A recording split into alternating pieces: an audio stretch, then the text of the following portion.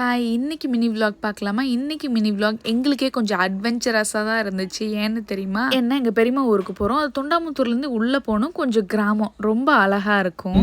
பேர் என்ன தெரியாது, ஊர் என்ன தெரியாது, நீ யாருன்னு தெரியாது, பரவாயில்லை.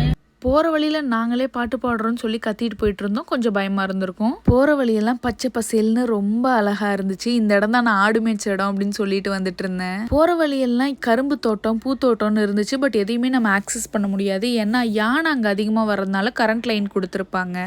ஒரு வழியாக நம்ம கார் போய் ஏதோ ஒரு ஆஃப் ரோடில் மாட்டிக்கிச்சு. புதற்குள்ளெல்லாம் விட்டு எடுத்துகிட்டு வந்தோம். அந்த காருக்கு வாய் இருந்தால் எங்களை விட்டுருங்கடா அப்படின்னு கதறி இருக்கும். இன்னைக்கு நாங்கள் பார்த்த வரைக்கும் எல்லா இடத்துலையும் யானைக்கு இந்த மாதிரி லைன் போட்டிருக்காங்க. இதில் வந்து மார்னிங் லைன் இருக்குமா இல்ல இருக்காதா, நைட்ல மட்டும் தான் ஆன் பண்ணுவாங்களான்னு எங்களுக்கு தெரியல. அப்புறம் ஒரு வழியா வேற வழியை கண்டுபிடிச்சு அங்க இருக்க ஒரு ட்ரைபல் வில்லேஜ் போயிட்டோம். அங்கிருந்து போனா மலை மேல ஒரு கோயில் இருக்கு, அதுக்கு போலாம் அப்படின்னு சொன்னாங்க.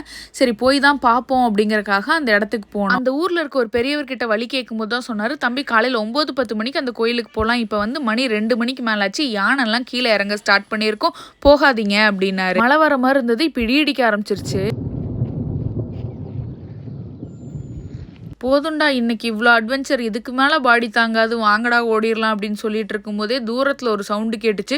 உடனே யானை தான் பிளருது, யானை தான்னாங்க, வாங்கடா போயிடுவோம் அப்படின்னு சொன்னால் வேற வழியில் கூப்பிட்டு போகிறேன்னு சொன்னாங்க. அங்கே பார்த்தீங்கன்னா ஒரு மேடு மாதிரி இருந்துச்சு, அது இறங்குறக்குள்ளேயே என் பாதி உசுர் போயிருச்சு. அண்ட் பெரியம்மா வீட்டுக்கு போகிற வழியிலேயே வியான் தூங்குனதுனால அவங்க வீட்லேயே வியானை தூங்க வச்சுட்டு நாங்கள் மட்டும்தான் போயிருந்தோம். நல்ல வேலைக்கு வியான் எடுத்துகிட்டு போகலடா அப்படின்னு நினச்சோம். ஒரு வழியாக உயிரோட வந்துட்டேன்டா அப்படிங்கிற மாதிரி தான் இருந்துச்சு. இவனும் கூட போன பையனும் வண்டியில் வந்து ஏறி உட்காந்தோடனே மழை அடிச்சு பிரிக்க ஆரம்பிச்சிருச்சு. மழையில நனையிறது எல்லாருக்கும் ரொம்ப பிடிக்கும். ஆக்சுவலா நானே ரொம்ப நாள் கழிச்சு இப்பதான் நனையறேன். இந்த vlog எப்படி இருந்துச்சுன்னு கமெண்ட் பண்ணுங்க. அண்ட் நம்ம சேனலுக்கு மறக்காம சப்ஸ்கிரைப் பண்ணிக்கோங்க.